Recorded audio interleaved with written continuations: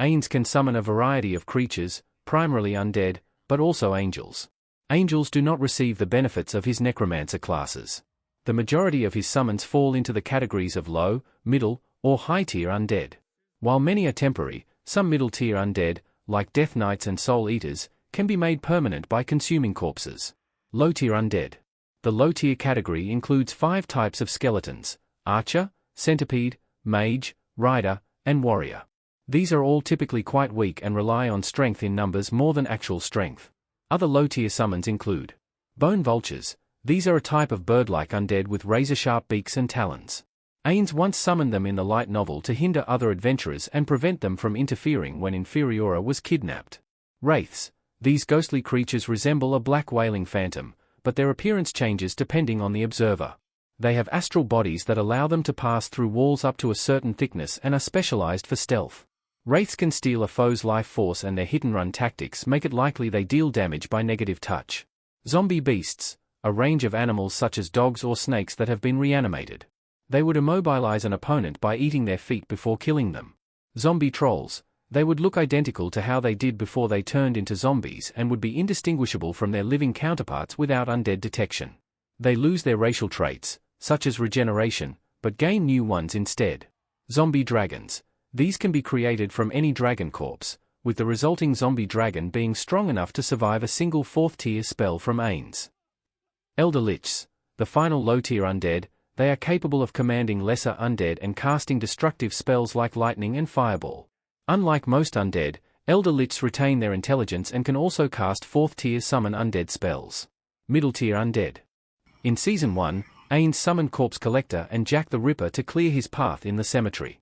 Corpse Collector, a muscular undead with enough brute strength to easily overpower low-tier undead and tear apart a human body. Jack the Ripper. Highly agile and precise, Jack laughs hysterically while fighting, leaving slight after-images due to his speed. The most famous middle-tier undead are the Death series, which includes Death Knights, Warriors, Assassins, Priests, and Wizards. Death Knights. These are level 35 undead summons that stand a mighty 2 meters tall. They are very physically strong and, despite their massive stature, are extremely fast. They have 2 key skills: one forces enemies to attack them, and another allows them to survive a lethal hit on 1 HP. Those slain by a Death Knight can become level 17 Squire zombies, which in turn can create regular zombies. Death Warriors. They carry 2 long-bladed swords as opposed to a sword and a shield, and have other weapons hung around their waist. Their power is on par with Death Knights. Death Assassins. Despite their name, they are not good at concealing themselves, but have a high critical strike chance and high damage output. Soul Eaters. These serve as mounts for Ainz's army and have powerful long-range attacks. A single Soul Eater is comparable in strength to a small country's military force in the New World. They can consume the souls of the deceased, which not only sustains them and heals their HP but also makes them stronger. High-tier and other summons. Ainz's highest-tier summons are incredibly powerful. Pandora's Actor has summoned a Doom Lord and an Elemental Skull against the Platinum Dragon Lord.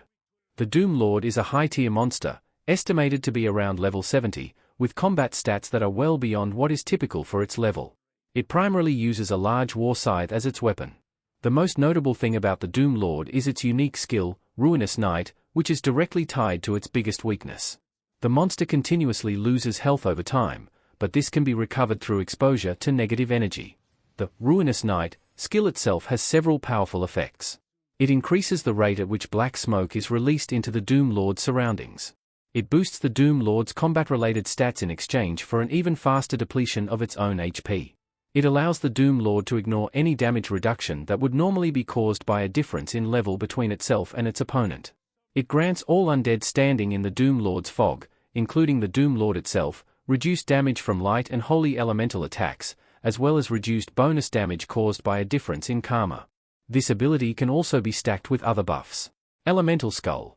This level 68 summon has lower HP than the Doom Lord but high magic resistance, negating fire, lightning, acid, and ice. Its spells, such as the 10th tier, Mist of Super Acid, are all boosted by Maximize Magic. Its 9th tier spells include Vermilion Nova and Polar Claw, which has the highest damage of any ice spell. Other high-tier undead include Death Emperor and Death Empress. Nothing is known about them. Eternal Deaths.